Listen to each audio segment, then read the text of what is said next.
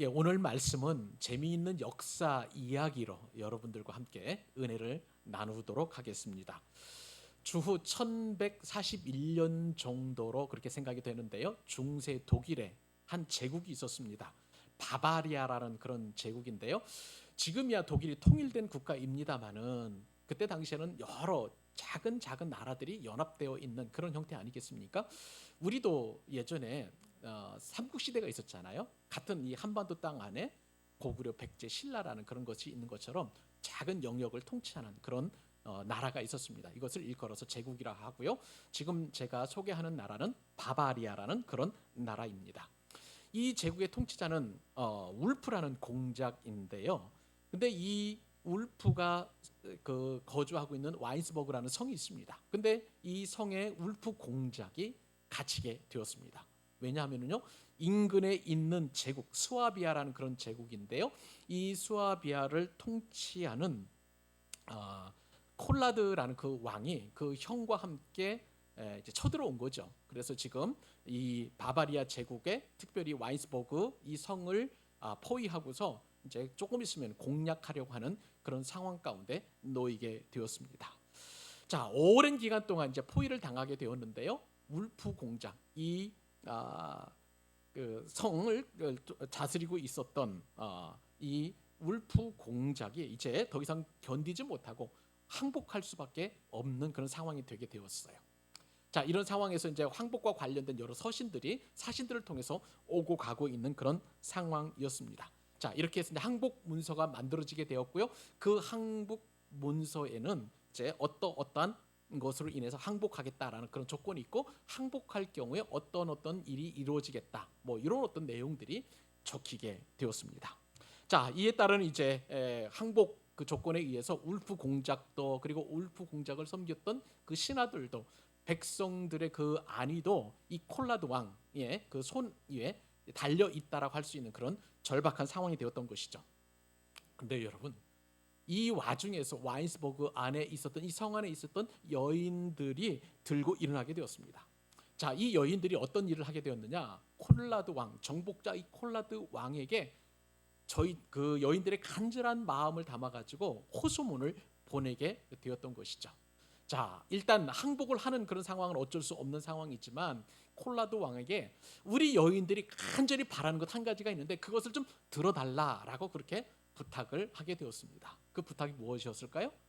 여인들이 정말 자신에게 가장 소중한 것, 그것을 두 팔로 안고 나올 수 있도록 허락해 달라라고 그렇게 부탁을 한 것이죠.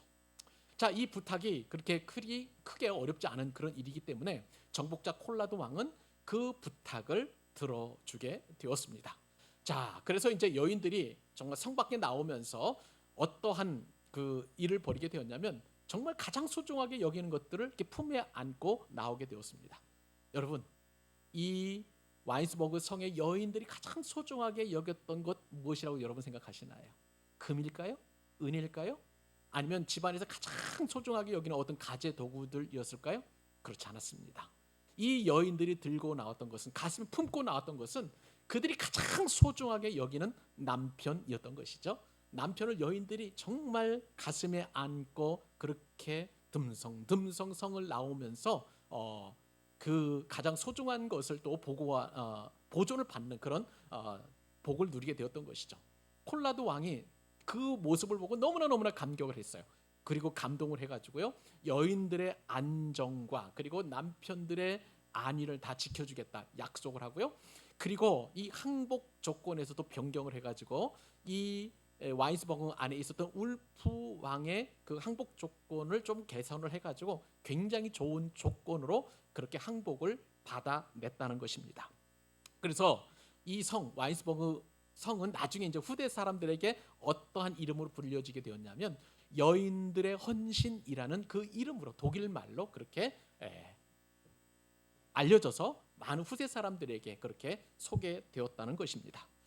여러분, 저는요 이 이야기를 들으면서 제 마음 가운데 다 꽂혔던 하나님의 말씀이 있었습니다. 그 말씀이 바로 이사야서 말씀인데 이사야서 46장 3절 개역 개정 말씀에 따르면 이 뉘앙스가 잘 느껴지지 않아서 제가 다른 번역본인 새번역 성경을 가져왔어요. 그런데 하나님께서 우리를 사랑하시는 그 사랑이 이렇게 표현되어 있습니다. 자, 읽어볼까요? 너희가 태어날 때부터 내가 너희를 안고 다녔고 너희가 모태에서 나올 때부터 내가 너희를 품고 다녔다. 여기서 나는요 누구일까요? 하나님을 말씀하시는 것이고요. 너희는 누구입니까? 이스라엘 백성. 지금으로 말하면 저와 여러분을 말씀하는 것입니다. 여러분 이 말씀에 따르면 하나님께서 뭐라고 말씀하시는 거예요? 너희가 태어날 때부터 하나님께서 너희 한 사람 한 사람들을 가슴에 품고 다녔고 너희가 모태에서 나올 때부터 내가 너희를 품고 다녔다. 사랑하는 여러분, 우리는 그런 존재들이에요. 믿으시면 아멘. 하나님께서 우리를 태어날 때부터 그리고 늙어 백발에 이르기까지 지금도 계속 하나님은 저와 여러분을 품고 다니실 정도로 그렇게 너무 소중하게 그렇게 너무 귀하게 여기신다는 말씀을 이사야서를 통해서 우리에게 말씀해 주시는 것이죠. 제가요 오늘 본문 말씀을 묵상해 보면서 바로 이런 하나님의 마음을 깨닫게 되었습니다. 여러분 오늘 본문 말씀은요 야곱의 12 아들들 가운데의 몇몇 아들들이 오늘 본문을 통해서 이제 우리가 살펴보게 됩니다. 지난 시간에 우리가 살펴보았던 것처럼 레아가 하나님의 그 사랑을 덧입어서 남편은 레아를 쳐다보지도 않았지만 그 사랑받지 못함을 남편 야곱으로부터 미움을 받는 것을 보시고 하나님께서 레아의 태문을 열어주셨다고 말씀드렸어요. 그래서 내 아들을 이제 낳고 그리고 나서 이제 오늘 본문에서 보면 그 이후에 라헬이 시기해서 이제 자신의 여종을 통해서 야곱의 아들을 낳는 그런 과정이 본문 가운데 기록되어 있는 것이죠. 자, 여러분 오늘 말씀을 들으면서 저와 여러분이 집중해야 될 말씀의 저 포인트가 있습니다. 하나님께서는 어떻게 해서 이 야곱의 12 아들들을 이스라엘의 12지파로 삼았을까 하는 그 점에 여러분 초점을 맞추시고 오늘 말씀을 들으신다면 정말 큰 은혜를 받게 될 것입니다.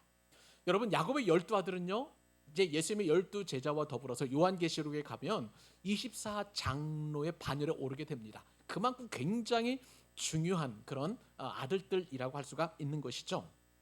근데 자 오늘 본문에 보면서 제가 또 특별히 이사야서 말씀과 그리고 와인스버그 그 성에서 일어났던 그 여인들의 그 모습을 바라보면서 정말 우리가 얼마나 소중한 존재인지를 깨닫게 되었는데 여러분 이 이스라엘의 12지파가 얼마나 소중한지는 대제사장이 입는 옷 그것을 일컬어서 이제 여러분 에봇이라고 보통 얘기하죠.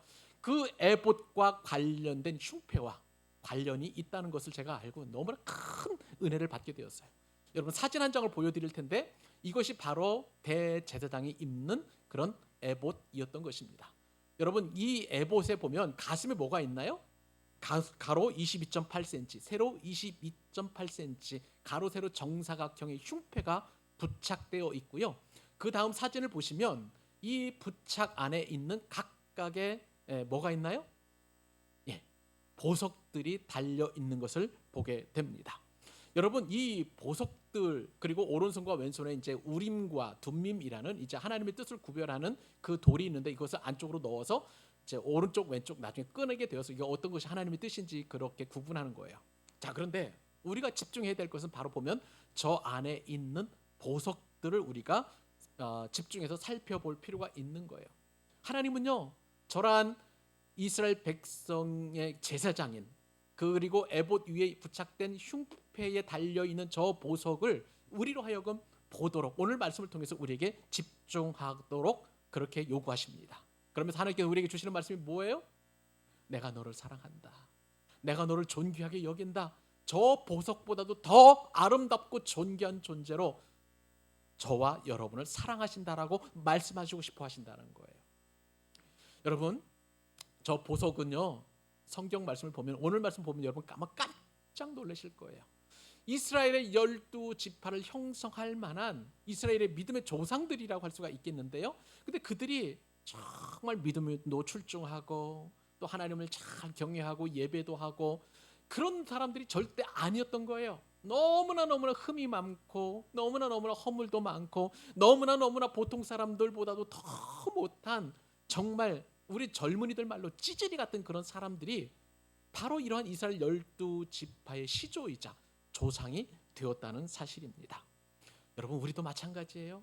우리도 본질상 보면 원래는 진노의 자녀입니다.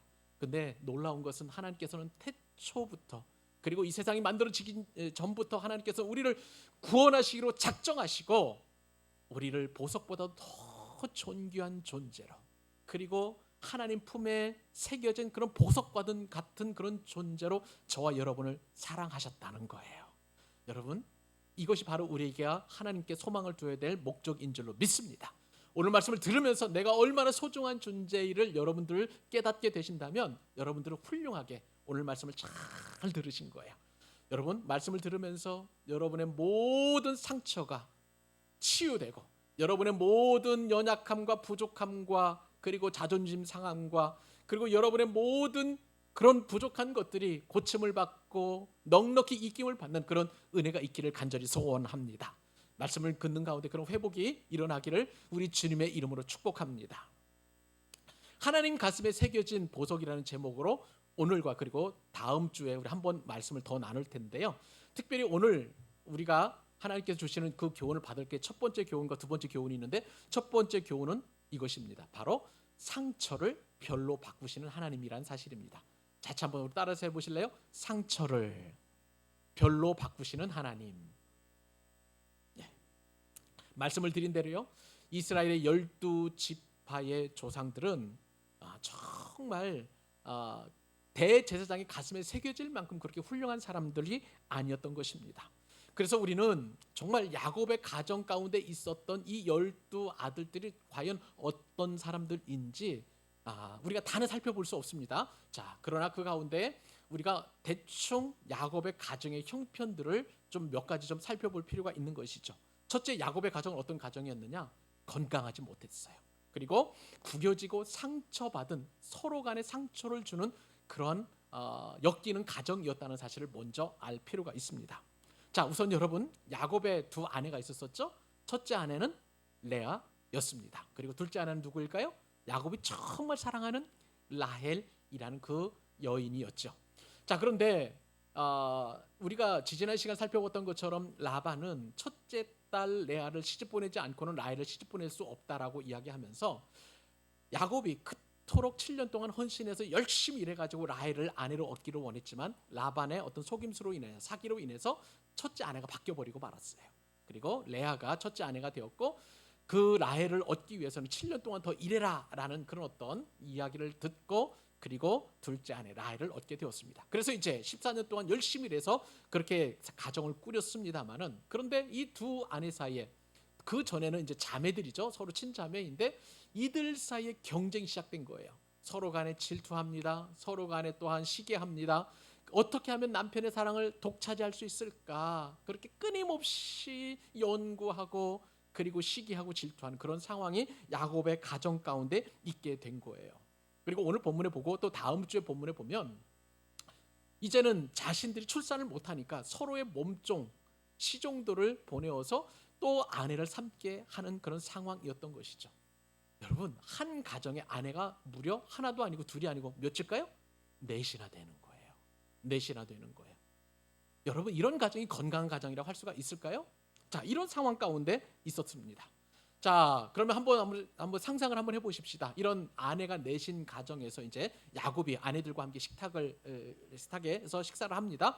자, 그런데 각각의 내 아내로부터 자녀들을 얻게 되는데 레아로부터 내 아들을 얻었습니다. 그리고 지금 아직은 이제 나오지 않았습니다만은 이제 또 이제 다 딸이 있고 그리고 아들들을 더 낳게 되죠. 이제 그리고 라헬에게는 나중에 이제 아들을 낳습니다만 두 아들들이 있을 거예요. 그리고 오늘 본문에 보니까 레아의 여종 빌하를 들어가서 또 두 아들을 낳게 되고요. 또 이것이 또 시기가 되니까 라헬이 또 이렇게 여종을 보내어서 두 아들을 낳게 되고, 이것이 시기가 되어서 나중에 레아가 자기의 몸종을 또 보내어서 또 그렇게 아들을 낳게 됩니다. 자, 이렇게 해서 자녀 13과 아내 4과 그리고 야곱이 한 식탁에서 식사를 하게 되었습니다. 여러분, 아름답고 멋지고 행복한 식사였을까요? 야곱은 부자였을 거예요. 나중에 보면 부자로 이렇게 돌아오게 되죠. 그때 식사를 하게 되면 맛있는 음식이 막 그렇게 뭐라 그럴까 한꺼번에 많은 이제 가족들이 식사를 하니까 얼마나 많은 맛있는 음식들이 있었겠습니까? 근데 여러분 그 아무리 맛있는 음식이 있다 할지라도 이렇게 역기능 상처 주고 상처받는 사람들이 모여서 식사를 한다는 것은 정말 고통스러운 그런 일이었을 거예요. 야곱이 어디 앉느냐에 따라서 그날 그 식탁은 완전히 분위기가 달라졌을 것입니다. 레아 편에 앉으면 레아 식구들 그 자식들이 정말 즐거워했을 것이고요. 라헬 편에 앉게 되면 라헬과 그리고 그 아들들이 얼마나 좋아했을까요? 그리고 몸종들이지만 그래도 내 아버지인데 아버지가 정말 간혹가다 한 번은 그래도 비라 옆에 한 번은 또 이렇게 다른 또 시종 앞에 실바 옆에 앉았을 때에 그 레아 비라와 그리고 실바의 그 어떤 그 자식들은 얼마나 득이 양양했었을까요? 이런 분위기가 야곱의 가정 가운데 있었던 것을 보게 됩니다. 이들은요 밥을 먹는 게 아니었을 거예요. 서로 분노했을 것입니다. 서로 시기했을 거예요. 질투했을 거예요. 내 아버지 어떻게 하면 내가 조금이라도 더 사랑을 받을 수 있을까? 그래서 나중에 어떤 일까지 벌어지게 되냐면요, 이 아들들 가운데 하나가 엄마가 아버지 그 야곱의 사랑을 받기 위해서 이제 부부의 어떤 그런 어떤 그 관계를 더 좋게 하려고 하게 하는 합환제라는 그러한 것까지도 구에다 바치는 그런 웃지 못할 일이 벌어지게 되는 것이 바로 야곱의 역기능적인 그런 가정이 되었던 것이죠. 자, 여러분 이런 상황에서 야곱의 입장은 좀 어땠을까요? 야곱의 입장도 말이 안 되는 것은 정말 똑같았어요. 자신이 사랑하는 여인 이 라헬과 결혼하기 위해서 7년을 일하고 또 7년을 일했습니다. 그런 상황 가운데에서 이제 가정을 맞이했는데 가정에서는 보니까 자꾸 이 두 아내가 싸우고 다투고 있는 것을 보게 됩니다.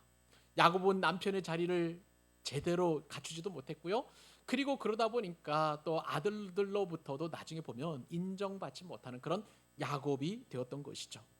야곱은 이런 가정의 형편에서 분위기에서 벗어나고 싶었을 것입니다. 그런데 야곱이요 나중에 바로 왕 앞에 한 얘기가 있어요. 나는 인생을 험악한 세월을 보냈다.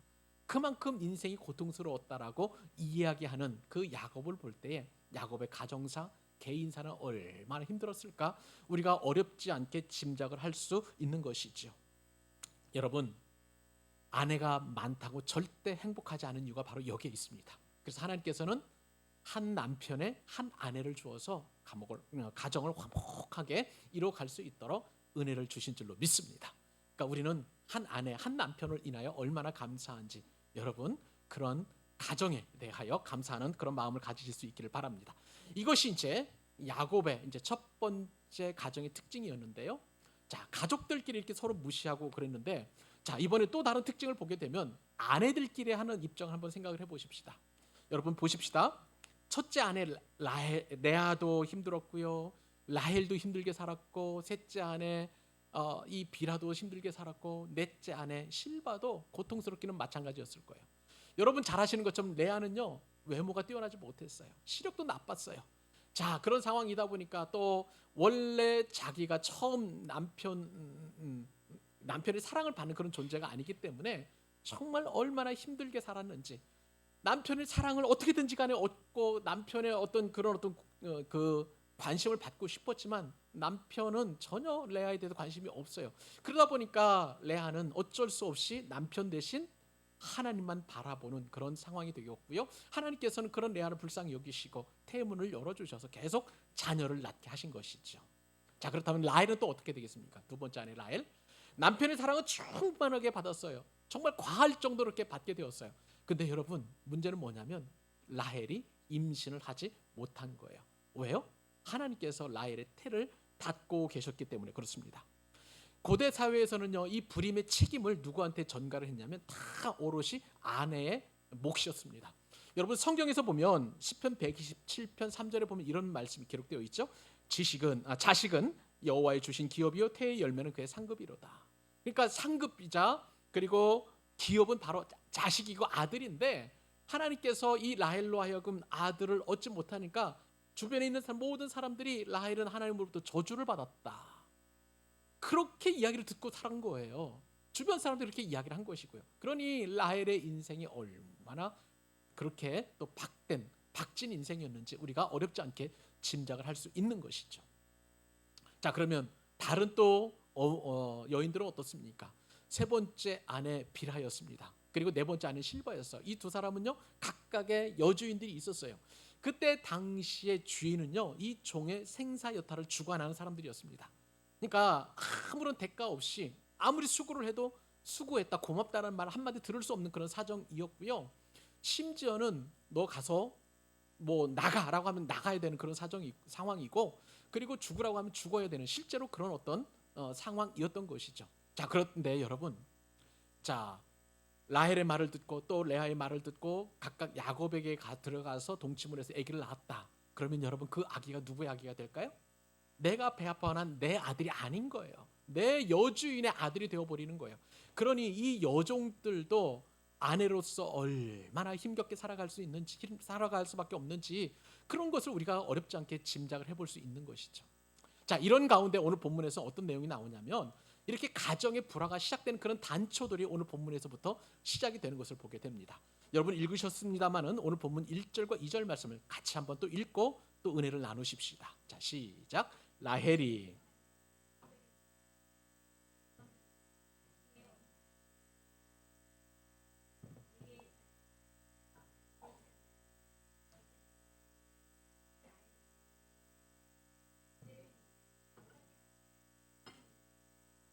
하나님을 대신하겠느냐.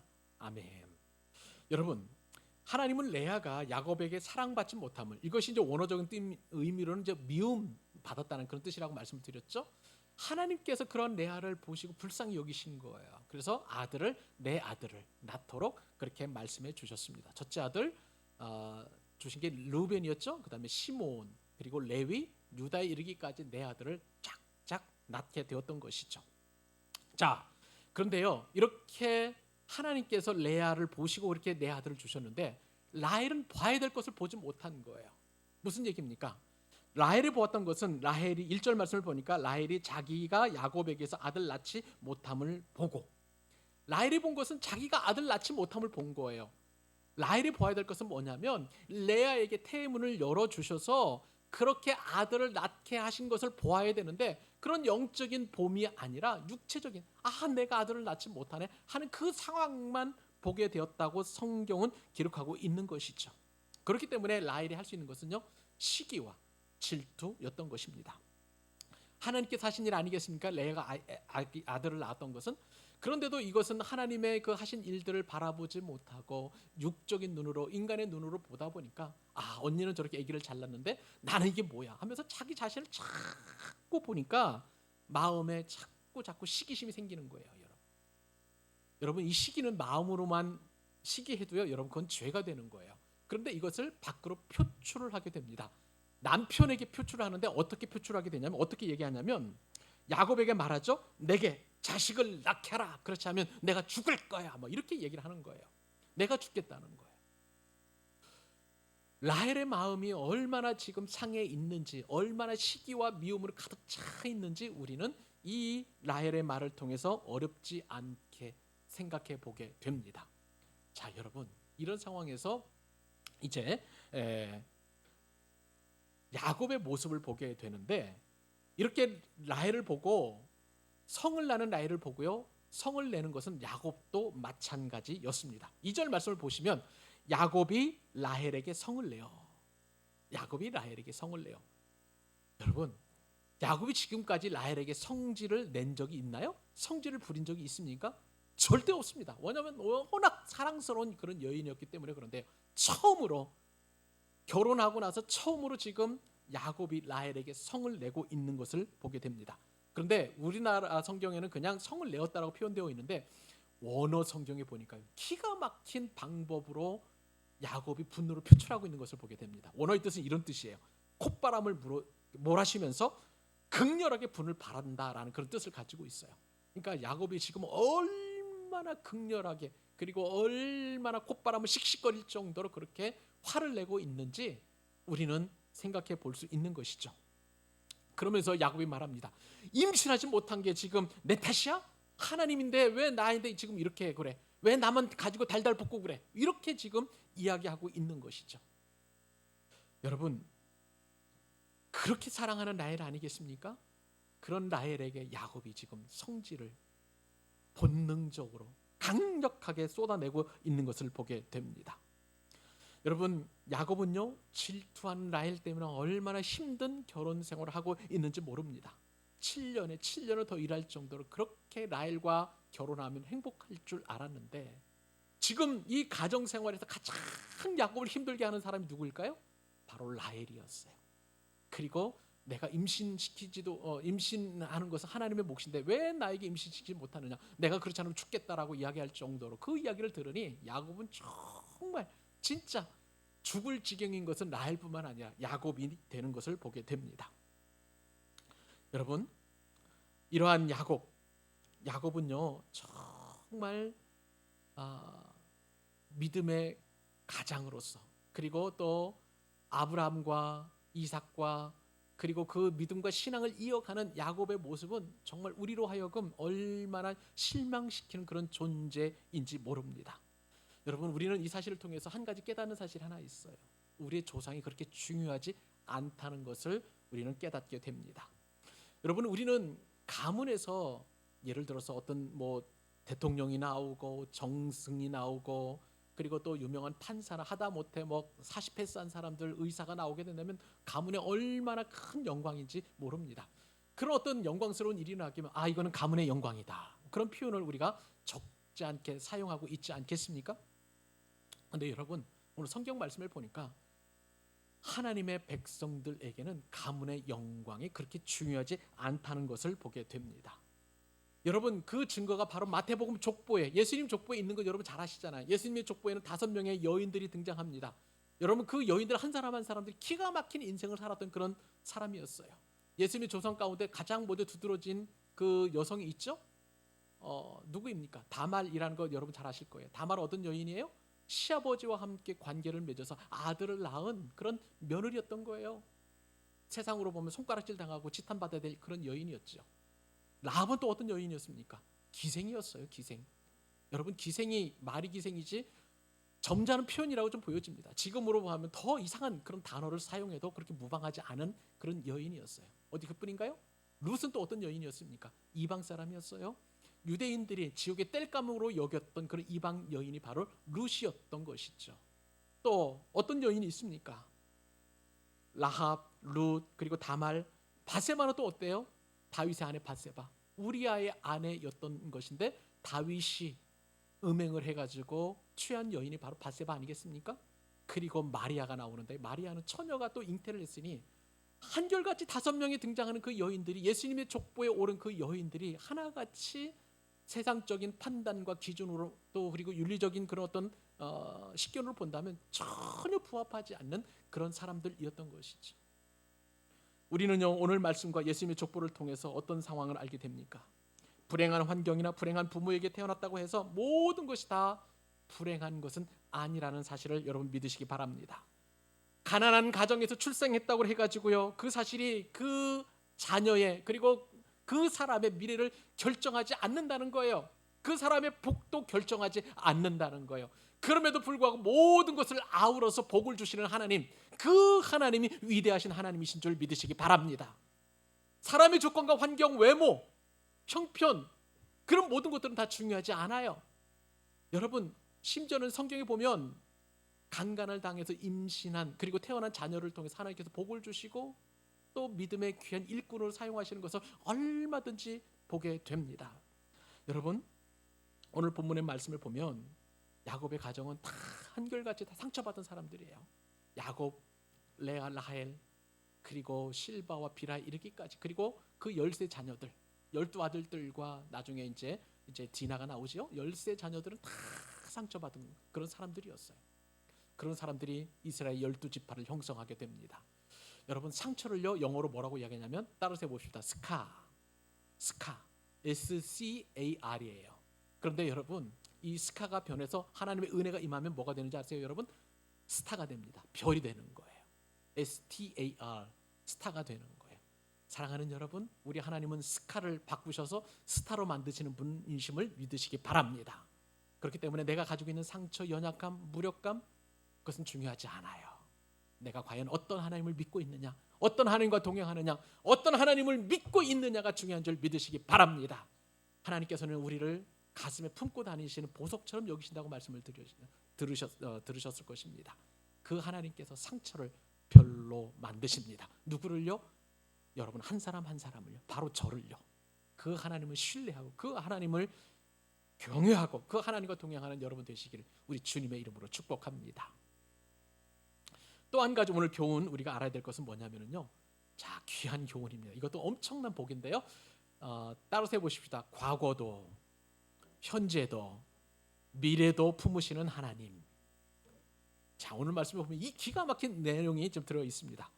자, 여러분 결혼하신 분들 결혼 생활 하다 보면 종종 부부 싸움을 할 때가 있는 것 여러분 다 아실 거예요.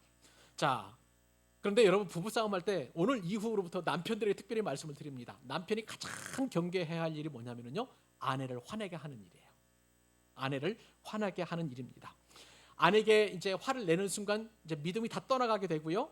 그 불똥은 걷잡을 수 없이 죄로 연결되기 때문에 저도 그렇고 여러분들도 그렇고요. 아내를 절대 화내지 않도록 여러분 노력하실 수 있었으면 참 좋겠습니다. 자, 아내들은 행복한 말씀으로 같이 한번 읽어주세요. 우리 같이 3절로 6절까지 오늘 본문 말씀 다시 읽습니다. 시작. 라헬이 이르되 내 종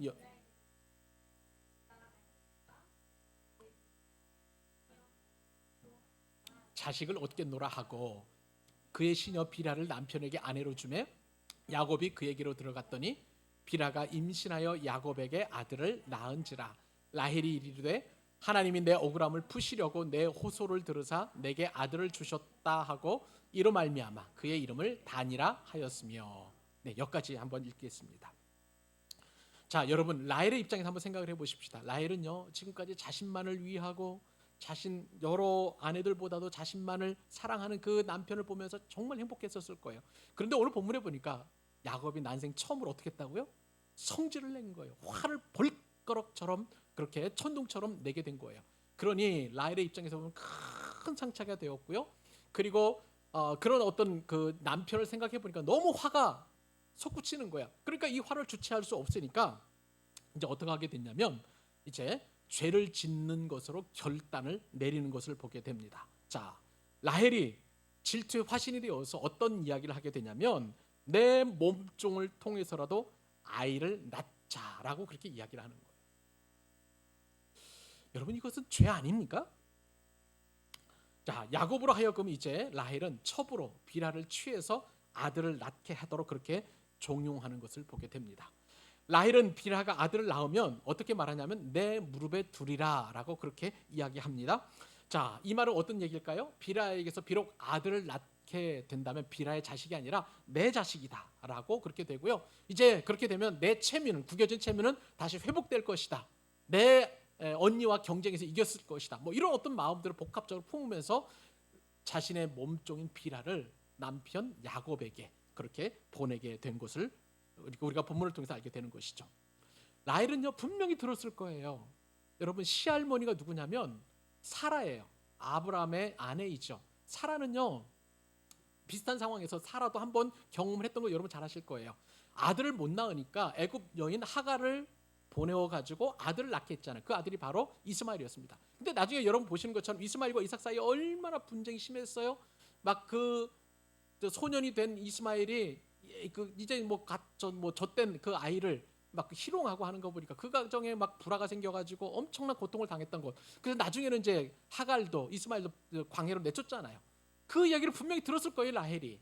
또 시어머니 입장이 시어머니 이야기도 들었을 것입니다. 리브가는요 이삭과 결혼해가지고 20년 동안 아기가 없었어요. 그런데 20년 동안 기다리니까 이제 쌍둥이 아들을 주셨다는 거 분명히 야곱을 통해서 그 이야기도 들었을 것입니다. 자, 그러면 라헬의 입장에서 보면 어떻게 하는 것이 하나님의 뜻이냐면 하나님의 뜻은 기다리는 것이었을 거예요. 하나님의 어떤 섭리는 기다려서 나중에 라헬을 통해서 귀한 아들을 얻게 된다면 하나님의 뜻은 이루어지는 것이 분명했었을 것입니다. 그런데 라헬은 남편이 화를 내니까 그 화 때문에 앞뒤 분간을 가리지 못하고 그냥 본능적으로 내 몸중 여기 비라가 있으니까 취해가지고 빨리 아들을 낳게 해주고 그 아들이 이제 내 무릎에 두리라 그렇게까지 이야기하고 있는 것을 보게 됩니다. 라헬은 이렇게 죄를 짓는 종용을 하고요. 또 실제로 그렇게 죄를 옮기도록 그렇게 남편을 꼬드겼습니다. 근데 여러분 저는요 이 라헬보다도 야곱이 더 나쁘다고 생각을 합니다. 왜일까요? 자, 장차 이스라엘의 12지파의 조상이 될 야곱 아니겠습니까? 믿음의 사람이에요. 자, 그럼 믿음의 사람이라면 아무리 라헬이 그런 제안을 했다 할지라도 여보, 당신에게 아들을 주지 않는 것은 하나님의 뜻이 계신 것 같으니까 여러분 우리 좀 당신하고 나하고 한번 우리 작전기도 하고 아니면 금식기도 하면서 그런 하나님의 뜻 한번 구분해 보십시다. 그렇게 제안을 했던 영적 리더십을 발휘해야 됐었을 거예요. 그런데 이런 리더십을 발휘하지 않고 그냥 야곱 그 라헬이 제안한 것을 마치 기다렸다는 듯이 덥석 비라와 동침하는 그런 일을 벌이게 되는 것을 보게 됩니다. 여러분 그렇게 낳은 아들이 누구라고요? 단이에요, 단. 자, 이렇게 해서 야곱이 비라와 함께 하룻밤을 보내게 되었습니다. 그 결과 단이라는 그 아이가 태어나는데요. 단이 태어난 배경은 뭘까요?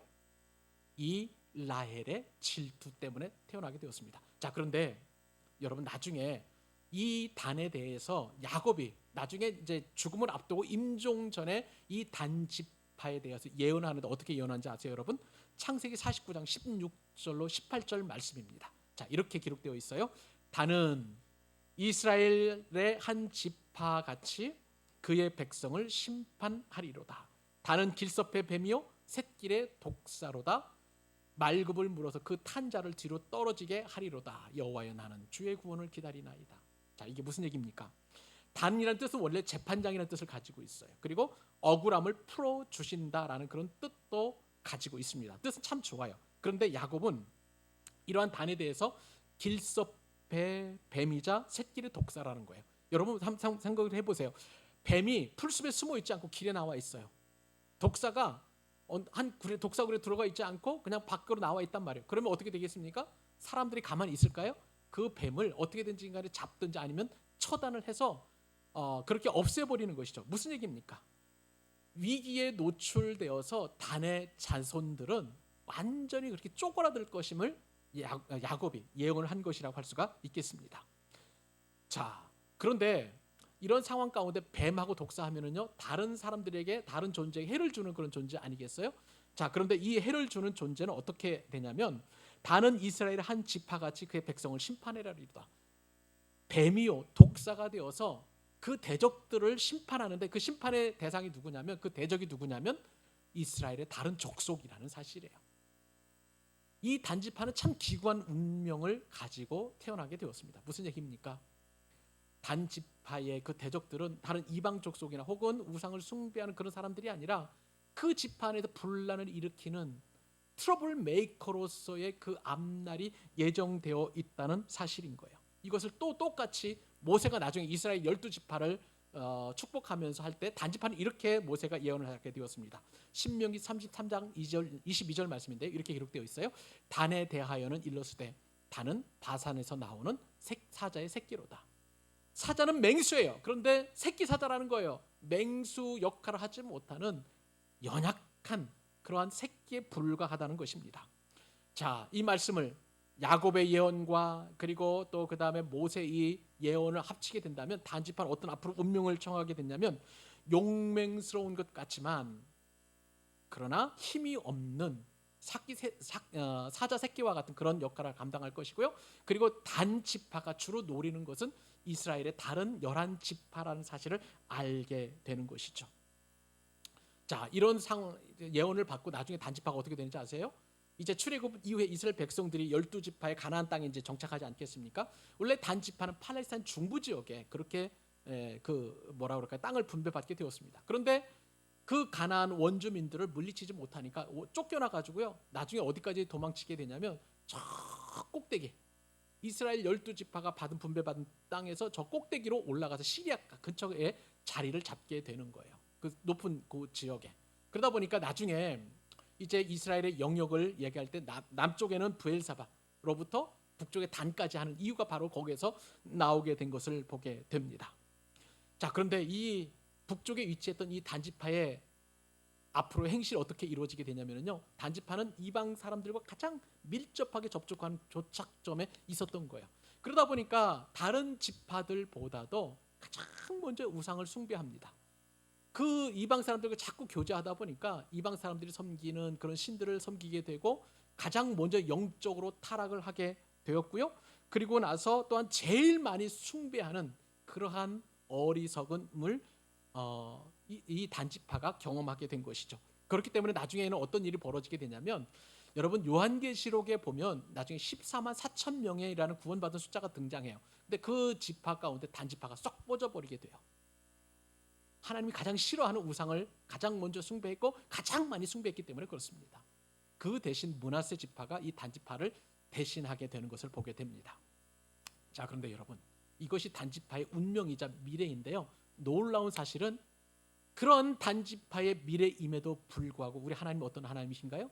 이런 단지파가 대제사장의 가슴에 새겨진 보석처럼 그렇게 여기신다는 사실이에요. 여러분, 여기서 우리는 엄청난 하나님의 은혜를 경험하게 됩니다. 우리는 과거에 하나님 보시기에 합당하지 못했던 죄의 자손이었고, 또 우리의 가문이 아무리 어렵고 힘들고 그리고 남들이 알아주지 못하는 그런 어떤 가문이 아닐 수도 있어요. 그렇게 과거가 형편없어요. 지금도 마찬가지예요.